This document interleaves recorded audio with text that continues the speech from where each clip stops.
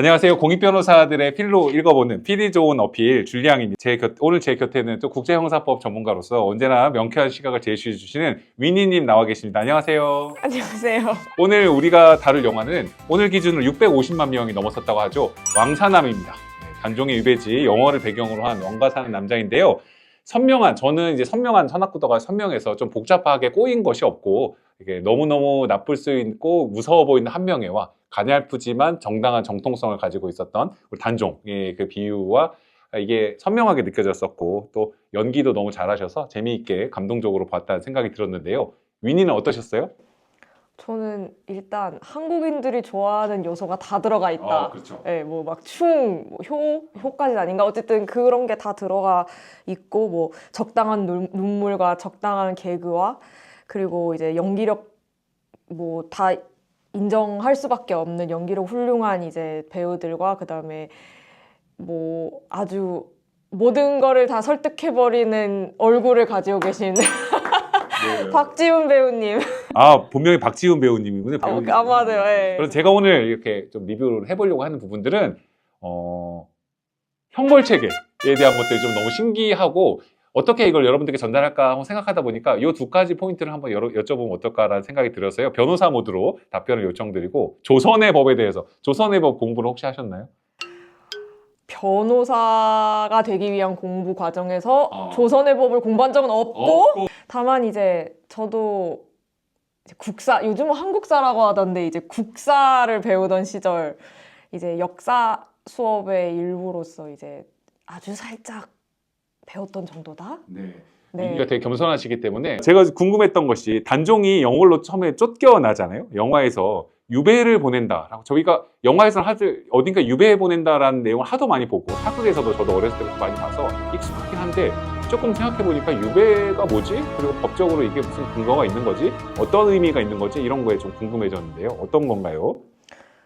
일단은 조선이 굉장히 나름 잘 이제 만들어진 법치국가였다라는 것부터 시작을 해야 될 것 같은데 저희가 보통 이 영화에서도 그랬지만 영화에서 볼 때는 드라마 이런 데서 볼 때는 그 형을 내려서 유배를 갔다 그 결과만 보는데 그것의 근거가 되는 법이 분명히 존재를 했고 이제 요 단종 지금 영화에서 그리고 있는 시대에는 이제 대명률 당시 이제 명나라의 법전을 기반으로 이제 조선에서 이제 만든 경국대전 유배를 보내고 기타 등등 한 것인데 이 경국대전에 이제 5형 5가지 형이 있었고 태장도유사 이렇게 있어서 여기 이 5가지 중에 유가 이번 단종에게 내려진 형인 이제 유배에 해당을 하고 지금 순서를 태장도유사라고 말씀드렸잖아요. 그러니까 사가 사형인데 그러니까 이게 유가 뭐 의외로 그러니까 저도 사실 좀 놀랐어요. 의외로 이게 사형 바로 다음으로 무거운 형벌이었더라고요. 그래서 그냥 언뜻 생각했을 때는 뭐 이렇게 장형 그러니까 뭐 태형 이렇게 막 맞고 이런 거보다 유배가 더 낫지 않나? 라고 생각을 했었는데 유배가 생각보다 굉장히 무거운 형벌이었고 그 무거운 형벌이었던 이유도 오늘 저희가 조금 이야기를 나눠볼 수 있을 것 같아요. 네. 5가지 형이 있군요. 우리나라 그냥 근대 형법이 생긴 이후에도 몇 가지 형벌의 종류들이 있잖아요. 자유형, 벌금형 이런 게 있나요? 명예형 이런 것도 있나요? 명예형은 없는 것 같은데. 그러니까 기본적으로 사형도 있고 이때도 똑같이 아직 한국에서는 좀 있어서 목숨을 끊는 형벌이 있고 아니면 신체의 자유를 제약해서 어딘가 구금하는 형벌이 있고 그 다음에 금융치료를 하는 것이 필요하다라고 해서 돈을 내게 하는 자본주의 사회에서 가장 강력한 그런 게 있었는데 5가지 형벌 체계가 있었거든요. 네. 그 당시 제가 또 물어보니까 죄질에 따라 이런 거 좀 처음 들어보는데 거리를 2000리, 2500리, 3000리로 나누어서 유배를 보냈다고 하는데 3000리라고 하면 당시 한반도 밖으로 나가는 것 같은데 그게 말이 되는 건가요? 근데 실제로 한반도로만 했을 때 직선거리로 3000리가 안 나와서 이거를 돌아서 가거나 아니면 이제 험한 굉장히 이제 막 사람들이 드나들지 않는 오지로 보내거나 하는 식으로 됐다고 하더라고요. 네.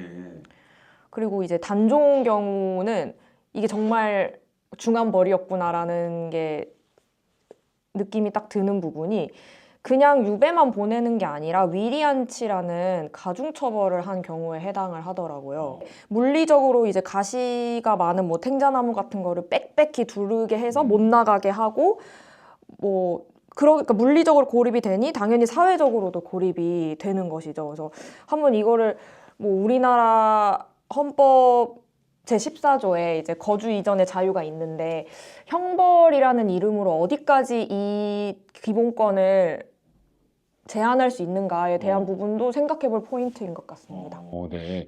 못 나오게 하는 거기도 하고, 그때 영화에서도 보니까 주인공 엄홍도 역의 아이들이 쓴 한글 글씨를, 원문 글씨를 보여주기 위해서 자랑하러 갔다가 아무도 드나들면 안 되는데, 엄홍도 외에 아무도 만나면 안 되는데, 들어갔다는 이유로 태형을 뭐 100대, 200대, 이때 얘기할 때 유지태 얼굴 진짜 무섭게 나와서, 뭐 때려 죽여라까지 나왔나? 표현이 되게 무섭게 나와서, 아, 이게 정말로 아무런 접근을 못하게 하는, 혼자 두게 하는, 공동체와 끊게 하는 이런 게 또 의미가 있구나라는 생각이 드네요. 거주 이전의 자유를, 그러니까 저희가 자유형이라고 하면 한국에서는 신체의 자유, 그러니까 몸을 자유롭게 움직일 수 있는 거가 어느 정도의 공간을 움직이는 거, 예를 들어서 저희들이 이런 방 안에 가두면 신체의 자유를 제한한다고 하고, 그게 아니라 거주지, 어디에 살지를 정하는 거를 옮기는 거는 거주 이전의 자유를 제한한다라고 하는 건데, 거주 이전의 자유를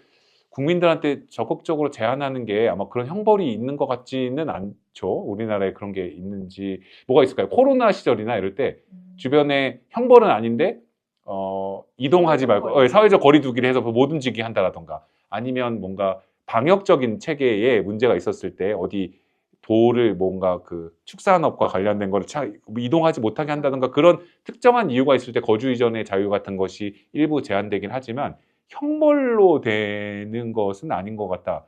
그런 건 잘 모르겠어요. 근데 저도 아까 궁금했던 것이, 유배가 왜 두 번째 형벌, 이렇게 강한 형벌일까요?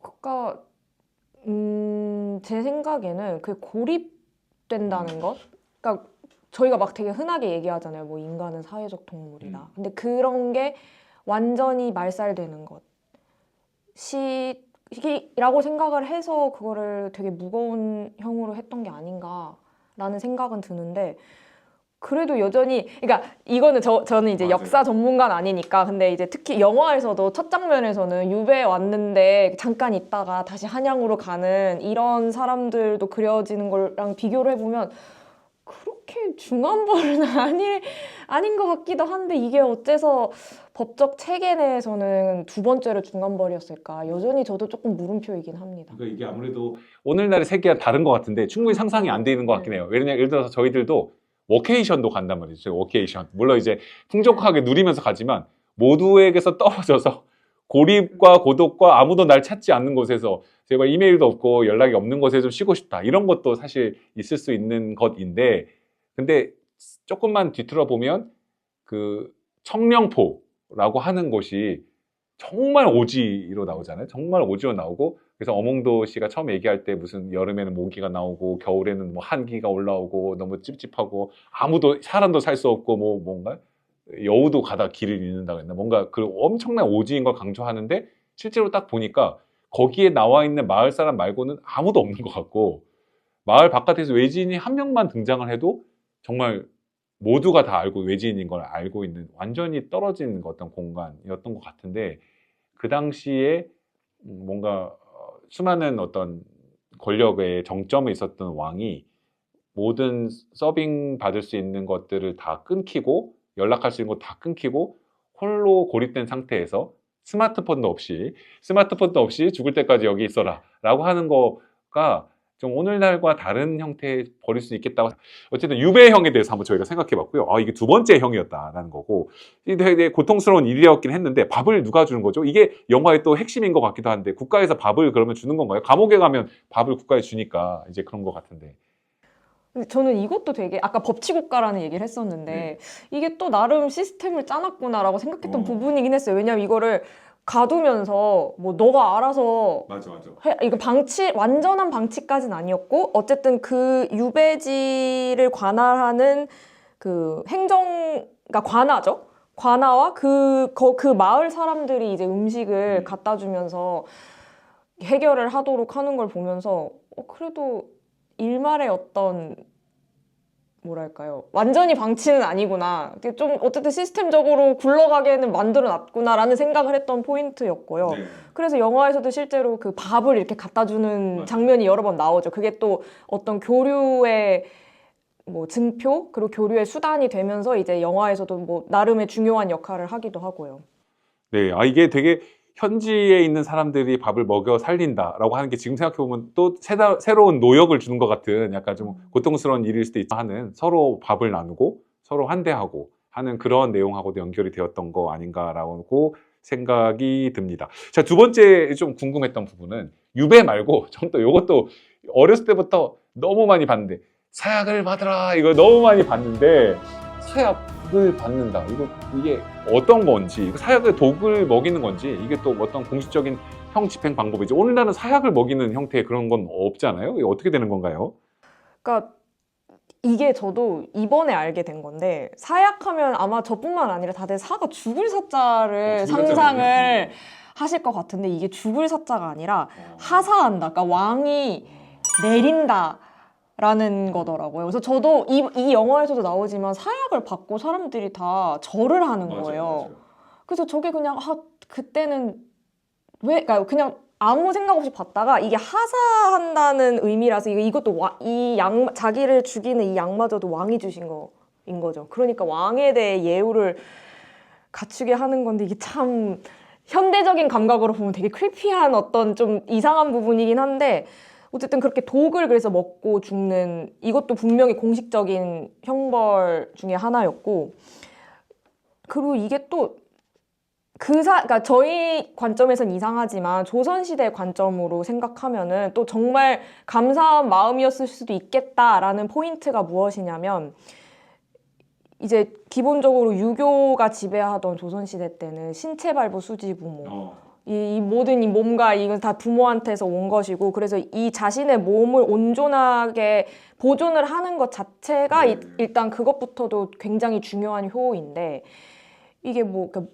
목이 베이거나 뭐 아니면 영화에서도 언급은 되는데, 이제 뭐 몸이 이렇게 찢기는 형벌을 받으면 그것부터가 일단 불효인 거죠. 근데 이제 사약을 먹으면 이제 신체는 물론 피를 토하는 장면은 있는 것 같은데, 그래도 신체 자체는 이제 보존이 되니까 그런 거를 말하자면 배려를 해준 어떤 형벌인 거죠. 그래서 그 시대의 유교적인 관점에서 조선시대 때 생각했을 때는 왕께서 나를 생각을 해주셨다라는 그런 취지에서 또 이제 어떤 감사함을 이제 절로 표현한 것이 아닌가 싶기도 합니다. 근데 현대적 관점에서는 조금 이상하죠. 이상하죠.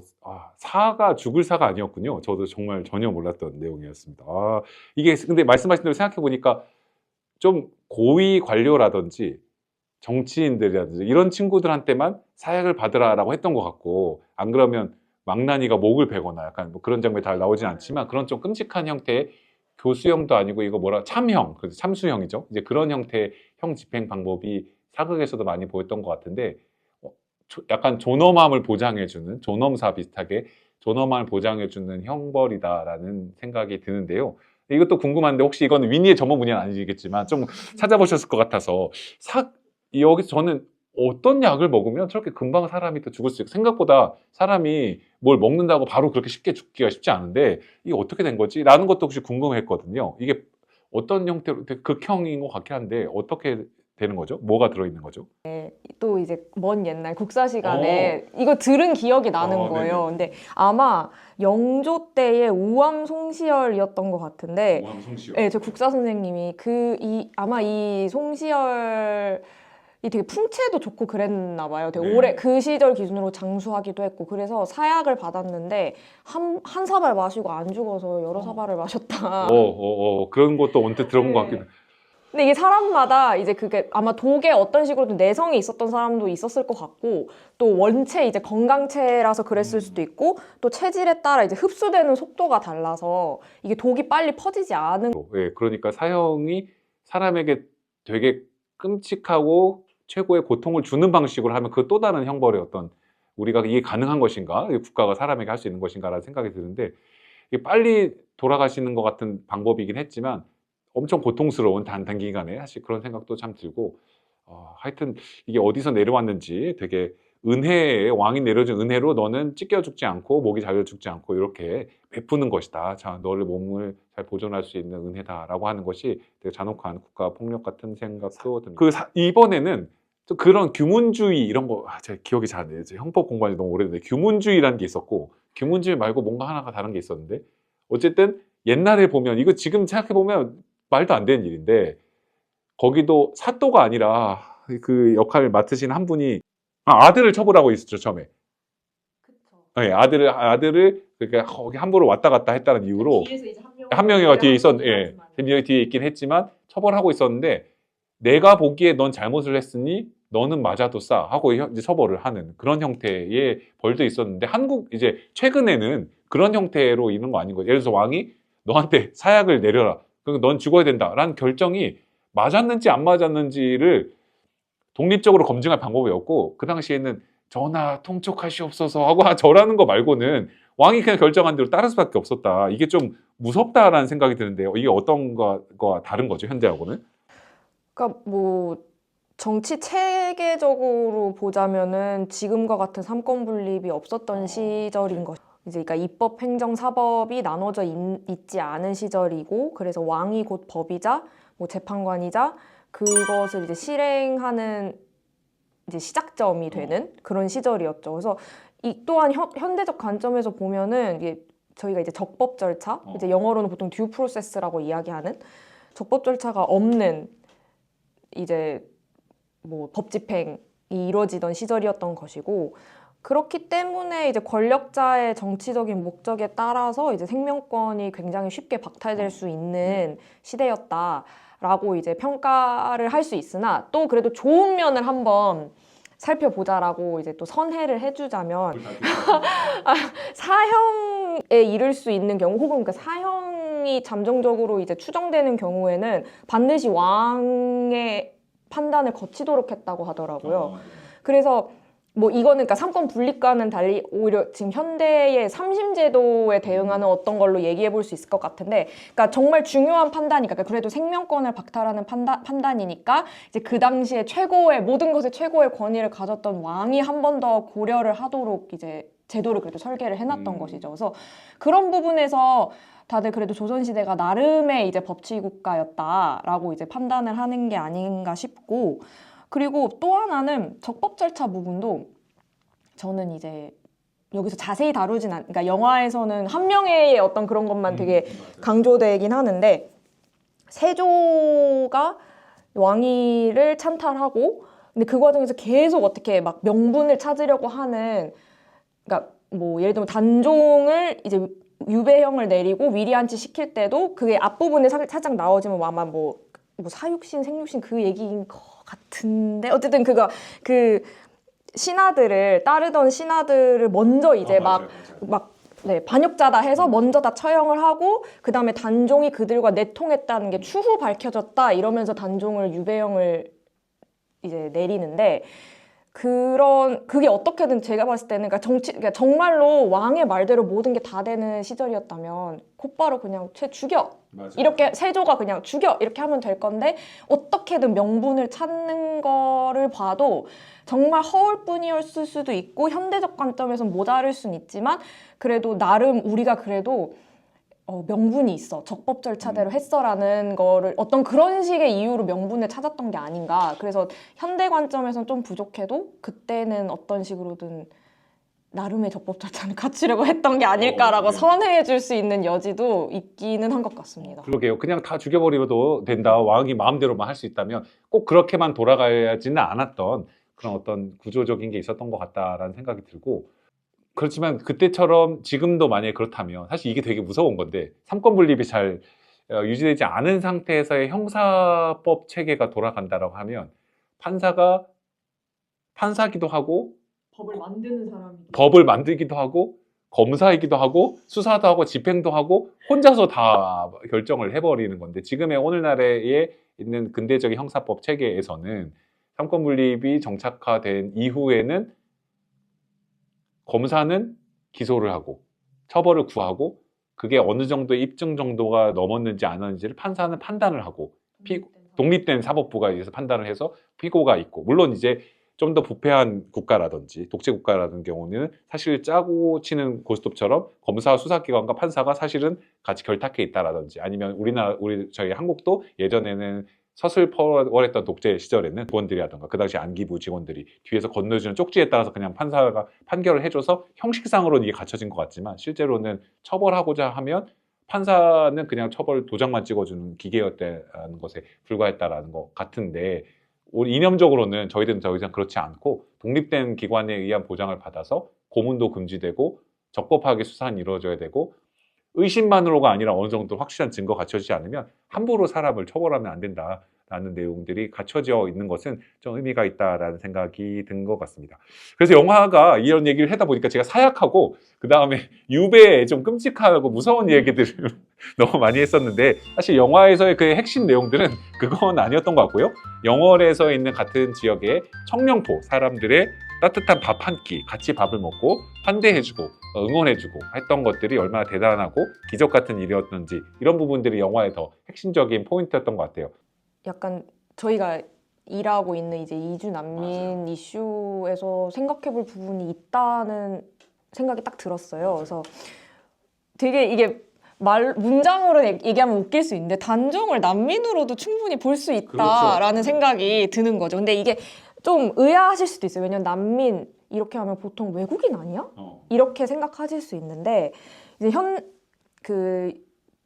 이제 이쪽 이주 난민, 그러니까 난민 중에서 저희가 국내 실향민이라고 부르는 카테고리가 또 있어요. 근데 이제 internally displaced person에서 줄여서 보통 IDP라고 표현을 하는데, 이게 그러니까 결국은 난민인 거는 그러니까 박해를 받아서 떠나게 된, 그러니까 원래 이제 살던 곳 자기 생활의 기반 터전을 이제 떠날 수밖에 없게 된 사람들을 지칭하는데, 다만 이분들은 어떤 사유에 무슨 이유에든 간에 이제 국경을 넘지 못한 거죠. 그러니까 여전히 국내에 머물러 있는 분들. 근데 이게 오히려 그래서 뭐야 이 사람들은 그러면 덜 힘든 사람 아니야? 라고 생각할 수도 있지만 오히려 더 힘든 상황에 있는 분일 수도 있어요. 그러니까 그 국경을 넘을 수조차 없는 굉장히 심한 박해에 시달리고, 그러니까 겪고 있는 분일 수도 있는 거죠. 그래서 국내 실향민이 우리가 이제 흔히 난민이라고 했을 때는 떠올리기 어려울 수는 있지만, 이 단종이 약간 정치적 견해로 인해 난민이 되어버린, 구체적으로는 이제 국내 실향민에 해당하는 사람이라고 볼 수도 있겠구나라는 생각이 들었습니다. 정말 딱 저는 그런 생각이 많이 들었던 게, 이게 되게 비슷한 사례들을 저는 많이 봤어요. 역사적으로는 항상 그렇고, 저희가들이 만나왔던 난민들 중에서도 항상 어떤 게 되냐면 적통이 있는, 그러니까 아프리카 부분에서도 보면 어떤 부족이라던가 이런 거 승계와 관련된 부분이 항상 문제가 되는데, 어떤 정치적인 권력, 경제적인 권력 이런 거 갖고 있는 것이 아빠가 아들에게 이렇게 부자 승계 같은 형태로 항상 승계를 해주는 오래된 어떤 전통들이 살아 있는데, 승계를 해야 될 대상이 너무 어린 거죠. 너무 어리고 힘이 없는 거야. 이거는 뭐 우리 너무 단종이고, 이 스토리는 라이온킹 혹시 아세요? 자, 영화. 예, 애니메이션 라이온킹에도 보면 그 심바가 너무 어리고 항상 뭐가 문제가 되냐면 큰아버지하고 작은아버지가 문제가 되는 거예요. 이게 나는 형한테 맨날 차별받아서 왕도 못 됐는데 감히 내 조카가 이걸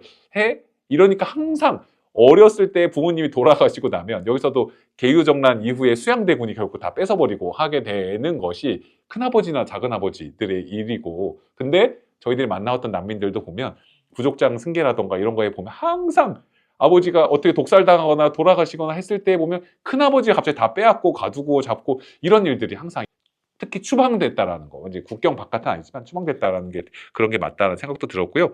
이 청령포라는 공간도 그러니까 되게, 저는 이제 난민들하고 같이 어울러 살 수 있는 시민들의 그런 어떤 이상적인 향을 조금 보여주는 공간이 청령포라는 생각 들었는데, 사람들은 되게 따뜻하고 아주 아름답고 하지만 거기서 살게 된 삶 자체는 너무 이제 비참하고 힘들고 어떤 게 쫓겨난 곳에 있는, 그러니까 오늘날의 국경 바깥으로 쫓겨나서 어딘가의 난민 캠프처럼 실향할 수밖에 없었던 사람들의 태도도 잘 보여주는 그런 것처럼 저도 보여졌습니다. 그러니까 물론 조금 제가 MBTI T로서 좀 그렇게 이제 티적인 관점으로 얘기하자면 영화적 상상이란 생각은 들어요. 그죠. 네. 영화도 상상이 되는 것 같은데. 실제로 막 그렇게 가깝게 지냈을까라는 생각은 들지만 어쨌든 영화 내용으로만 봤을 때는 특히나 이 분야에서 일하고 있는 사람으로서 봤을 때 너무 아름다운 모습인 거죠. 왜냐면은 신분의 차이도 뭐 엄청난 신분의 차이죠. 신분의 차이도 있고 공통적인 게 사실 사람이다라는 거 외에 없는 그러니까 왕과 그 마을 사람들이 이제 청룡포라는 오히려 그 척박한 어떤 공간에서 오히려 교류를 이뤄내고 소통을 이뤄내고 그 있었던 여러 가지 뭐 신분이나 사회적인 어떤 이것도 국경이라고 표현을 할 수도 있을 것 같아요. 그러니까 물리적인 국경뿐만 아니라 어떤 사회적인 벽이나 이런 게 다 허물어지고 함께 이제 마음을 통하면서 살아가는 그 되게 이상적인 어떤 공간으로 그려지는 게 되게 인상적이긴 했죠. 엄태산이죠. 그 아들이 그 처음에 글을 배워야겠다고 얘기를 하면서 단종에게 나는 뭔가 좀 평등한 세상.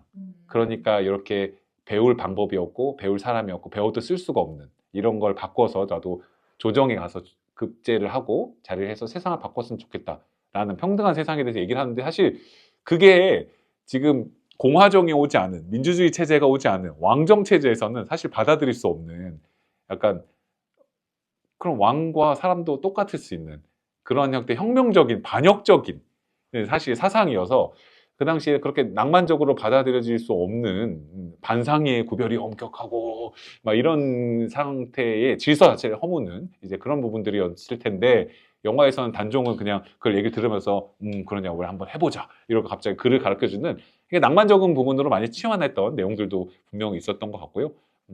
근데 되게 어쨌든 하지만 낭만적이긴 하지만 감동적인 포인트가 될 수도 있었던 것이 처음에는 되게 이용하려고 하고 어떻게든 출세의 도구로 이 단종을 어떻게 해서 우리가 드디어 그것도 너무 가슴 아프죠. 출세의 도구로 살아본다는 것이 아니라 쌀밥을 먹고 우리 굶어 죽지만 않도록만 어떻게 살아보자. 밥만 굶지 않도록 살아보자. 이거 이용해보자 라고 했었는데 점점 마음을 열어가고 이 친구하고 단종하고 서로 격려하고 같이 가까운 사람의 어떤 이웃이 되어가는 과정들 이런 게 되게 감동적이었던 생각이 듭니다.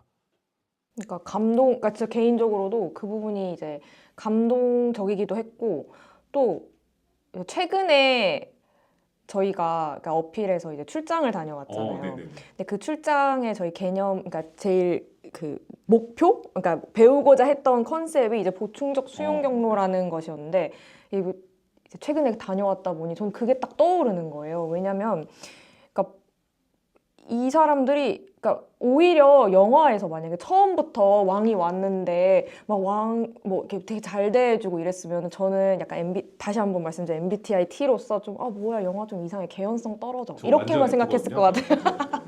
그렇게 생각했을 것 같은데 오히려 그 처음엔 유배지로 지정받기 위해 노력을 하잖아요. 그 배불리 먹기 위해서 쌀밥 먹고 고기 먹으려고 그러니까 결국은 경제적인 어떤 이득을 위해서 받아들였는데 그러니까 이방인을 처음에는 그런 경제적 이익을 위해 받아들였는데 결국 소통을 하면서 환대를 하게 되어가는 것. 저는 이게 그 보충적 수용 경로가 그리는 어떤 장기적인 지향점인가? 라는 생각도 들었어요. 그러니까 특히 그때 출장 중에 뵀던 이제 분이 뭐라고 저는 그게 되게 인상적이었는데 가능한 한 난민들과 이제 사회의 여러 사람들, 그러니까 각 사회의 접촉면을 늘리고 그리고 그 각각의 접촉면을 늘린 그 각각의 곳곳들에서 난민들이 우리 사회에 기여할 수 있는 사람들임을 계속해서 더 보여주고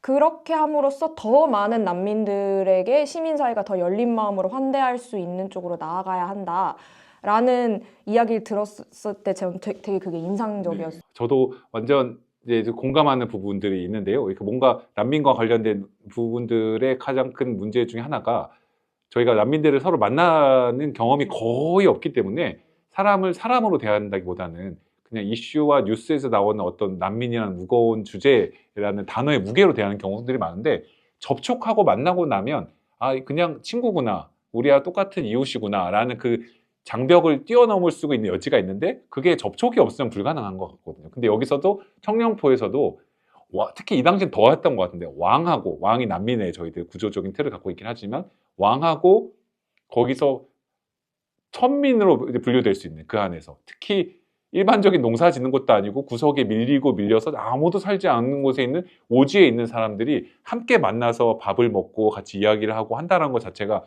불가능한 예를 들어서 옛날엔 밥을 같이 먹지도 않잖아요. 저희 그 외갓집에 가면 예전에도 항상 남자든 남자들끼리 밥 먹고 감히 겸상을 하면 안 된다고. 저는 이모들이랑 엄마랑 먹고 싶은데 그럼 할머니가 빨리 내쫓고 남자든 남자들끼리 가서 밥 먹어야 된다고. 이런 게 있었던 시대에 하도 수백 년 전에 왕하고 천민들이 같이 만날 수 없었는데 만남을 통해서 서로의 상황들을 이해하고 가족처럼 어떤 그 보듬는 관계로 들어가게 되고 그렇기 때문에 어쩔 수 없이 그 어몽도가 끝까지 영화의 스포일러긴 하지만 자기가 해야 될 책임들을 좀 더럽혀지지 않기 위해서 한 명의 손에 하는 더럽혀지지 않기 위해서 어몽도님이 직접 자기가 문제를 해결하고 건너편으로 데려다주는 그런 역할까지 하게 되고 되게 깊은 정서적인 교류를 하게 되는 거. 결국은 이게 마주침과 만남이 전혀 다르고 너무 멀리 있는 사람들 같은 사람들을 하고도 유대를 맺게 하는 좋은 경험이 될 수 있겠다. 물론 여기서는 단종이 깽판을 치는 사람으로 나오지 않고 되게 잘생기고 너무 나이스하고 호랑이도 갑자기 왕의 기상으로 갑자기 화살 쏴서 갑자기 뭐 이런 식으로 내가 너의 적은 나다 뭐 이랬나? 잘 기억 안 나지만 너의 상대는 나다 뭐 이러면서 한 명을 상징하는 것처럼 이렇게 왕의 기상을 보여주면서 어진 지도자의 모습을 보여주는 매력적인 모습이어서 좀 그럴 수도 있지만 그렇게 벽을 넘어가는 형태의 얘기들은 서로 만남과 그런 어떤 접촉면을 넓혀주는 거 이런 게 아닌가라는 생각이 듭니다. 지금 되게 추상적으로 저희가 만남이라고 계속 이야기를 하는데 이게 그러니까 이주 난민들을 멀리 여기고 그러니까 어렵게 생각하시는 것도 충분히 이해가 돼요. 왜냐하면 그렇죠. 이쪽 분야에서 일하는 저만 해도 처음에 이제 그거를 종이에 써인 어떤 기록으로 읽었을 때랑 실제 딱 이제 만나 뵙고 상담을 했을 때와 그게 되게 느낌이 달라지니까 그러니까 그 만남이라는 거를 되게 이렇게 좀 두루뭉술하게 얘기했지만 정말 그냥 단순한 그러니까 직접 눈을 보고 그러니까 이 사람이 같이 살아가고 있는 사람이란 거를 느끼게 되는 어떤 그 지점들 그게 되게 진짜 중요한 것 같아요. 맞는 것 같아요. 그렇게 해서 그냥 만나고 이야기하고 같이 밥을 먹어보고 똑같은 공감대를 가지고 있는 사람이라고. 그러니까 나와 똑같이 미래를 고민하고 나와 똑같이 좋아하는 것과 즐겁게 놀고 싶은 마음들이 있고 나와 똑같이 인스타그램 열심히 찍어서 예쁜 것들을 사진을 남기고 싶은 똑같은 마음들이 있는 사람들이 있는데 사실 그런 과정들을 경험이 없기 때문에 쉽게 접할 경험이 없기 때문에 그런 거라는 생각이 들고요. 저희도 가능하면 그런 방법들을 넓히기 위한 일환으로 다양하게 저희 유튜브 채널을 통해서도 그런 이야기도 소개를 해보고 서로 난민들과 같이 밥을 먹거나 교류할 수 있는 공간들도 마련해보려고 하고 아까 보충적 수용 경로 말씀하셨는데 학생인 난민들을 주로 한국으로 어떻게 내려올 수 있도록 해서 같이 학생들과 어울려 지내면서 또 학생들이 꿈을 꾸지 못하고 장기간의 먼 미래에 대해서 꿈을 꾸지 못하고 있는 친구들을 데려와서 또 한국의 사회에 녹여져서 같이 살아갈 수 있게 하는 더 많은 사람들이 서로 접촉할 수 있게 하는 이런 것도 해보려고 하는 게 아닌가 생각이 듭니다. 보충 수용 경로 아까 말씀을 학생 난민에 관련해서 따로 못 드렸는데 예를 들어서 쉽게 말씀드리면 이런 거예요. 아까 전에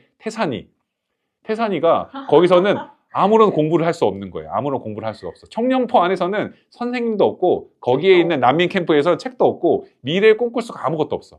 그러니까 활만 깎고 있었잖아요. 활. 되게 중요한 모티브가 되고 활 때문에도 성공했지만 활 깎는 거 이외에 부모님이 하셨던 거를 직업을 이어받으면서 근근히 연명하는 거 이외에 다른 걸 할 수가 아무것도 없었지만 이제 어떻게 되는 거냐면 보충 수용 경로 학생 난민 같은 경우는 그럼 다른 나라에서 한국과 같은 나라에서 태산이를 데려다가 같이 꿈을 꿀 수 있는 이 친구가 계속해서 공부를 할 수 있는 기회들을 유학을 시켜서 기회를 줘서 계속 공부를 할 수 있게 하는 거 이런 과정들이 있다고 생각되는데 저는 되게 의미 있고 되게 감동적이었다 생각이 들고 태산이가 공부를 하는 그리고 그 아이들이 공부를 하면서 하늘천 따지 얘기하는 거는 조금 어색하긴 했지만 그래도 그거 천자문을 배우는 거 자체가 세상을 바꿀 수 있을까라고 생각하지만 그래도 그 전혀 단절되었던 어떤 권력자들의 언어를 배우고 이렇게 하게 된다라는 거가 되게 뭉클하고 감동적이었던 얘기가 아니었나 생각이 듭니다. 혹시 또 윈이 또 나누지 못한 이야기가 더 있었을까요?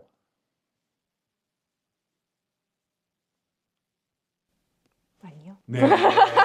저는 약간 불편한 면도 있는 것이 항상 이게 왕을 주인공으로 해서 내세우게 되는 사극과 살짝 불편한 감도 있고, 그래서 여성을 사용하는 방식. 근데 그 스리생에 나오셨던 전민우님 매화라고 나와 있네요. 본명이. 심지어 매화라는 이름도 들리지도 않았던 것 같은데, 정말 이제 배경처럼 등장하는 거라든지, 막둥 어머인가 식사를 대접해 주시고, 이런 형태의 전형적인 어떤, 뭐, 물론 이제 그 시대를 그린 걸 수도 있겠지만, 그런 형태의 어떤 시각과 소비도 좀 아쉬운 점도 있고 했으나 전반적으로는 되게 재밌다라는 생각이 들었습니다. 네, 왕과 사는 남자 되게 위니님께서 또 사약과 그 다음에 추방에 관련된 이야기들 저희가 생각해보지 못했던 것도 경험할 수 있도록 얘기를 해주셔서 지금 살아가는 시대의 이야기하고 저희 활동하고도 좀 연결을 할 수 있었던 것 같고요. 가급적이면 장항준 감독이나 유해진 배우나 그리고 주인공인 박지훈 배우님 저희가 만나서 이거 같이 이야기할 수 있으면 좋겠다. 어필 유튜브 채널에서 여기까지 영상을 보시는 분은 극소수인 것을 알고 있지만 저희 만나면 좋겠다라는 애정 표현을 해보면서 너무 재밌고 멋진 영화 만들어주셔서 감사합니다. 그러면 오늘 리뷰는 이것으로 마치겠습니다. 감사합니다. 감사합니다.